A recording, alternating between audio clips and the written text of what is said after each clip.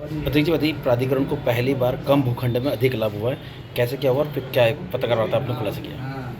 ये 5 अप्रैल को मेरी प्राधिकरण अध्यक्ष घोषणा होने के पूर्व ही एक प्रेस विज्ञप्ति टेंडरों की यहाँ पे 19 प्लाटों की देवीकुलम के वहाँ MR रोड पर 19 आवासीय प्लाटों की विज्ञप्ति निकली थी।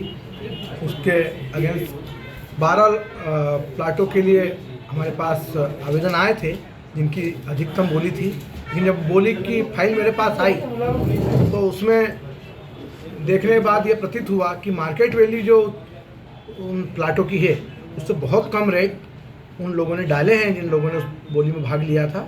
और ऐसा भी प्रतीत हुआ कि निश्चित रूप से उन्होंने आपस में साठगांठ करके वो रेट डाले हैं। तो ऐसा सब जानने के बाद हमने उन सारे प्लाटों का जो विज्ञप्ति उसको निरस्त किया और नए सिरे से विज्ञप्ति जारी करके न्यायालय भी गए थे शायद। वो लोग न्यायालय गए।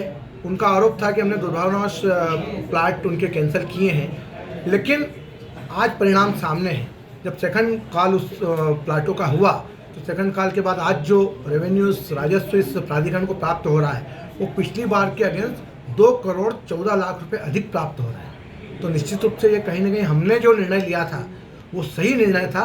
इस बात का प्रमाण आप सब लोगों के समक्ष है। मतलब मानते हैं पिछली विज्ञप्ति में कहीं ना कहीं अधिकारियों की मिलीभगत या किसी की मिलीभगत से विज्ञप्ति? नहीं, मैं अधिकारियों और इनकी तो नहीं बोल सकता क्योंकि ये भूमाफियाओं का खेल होता है जो आपस में साठगांठ करके प्राधिकरण के ऐसे प्लाटों को कम रेट में हासिल कर लेते हैं क्योंकि उनका प्रचार प्रसार अधिक नहीं हो पाता। लेकिन मेरे अध्यक्ष बनने के बाद मैंने प्रयास किए कि प्रचार प्रसार अधिक हो। उसका परिणाम है कि अधिक लोगों ने उस बोली में भाग लिया। जब कंपटीशन होती है तो निश्चित रूप से रेट भी अधिक आते हैं। तो पिछली बार से कहीं ना कहीं 1.5 रेट हमको प्राप्त हुए हैं। उसके कारण 2 करोड़ 14 लाख का लाभ प्राधिकरण को इतने वर्षों बाद हुआ। कितने वर्षों बाद हुआ? चूँकि आप वर्ष बता रहे थे, कितने समय बाद हुआ? ये निश्चित रूप से 2 करोड़ 14 लाख का एक बड़ा रेवेन्यू और कम क्षेत्र में तो आप ये समझ मानिए कि 15 से 20 सालों बाद इतना अच्छा राजस्व प्राप्त हुआ। आगे क्या योजना रहेगी प्राधिकरण की? मैं जब तक अध्यक्ष यहाँ का हूँ निश्चित रूप से प्राधिकरण एक अच्छी आर्थिक रूप से सक्षम संस्था के रूप में हो जाए, इस हेतु लगातार प्रयास करूँगा। धन्यवाद।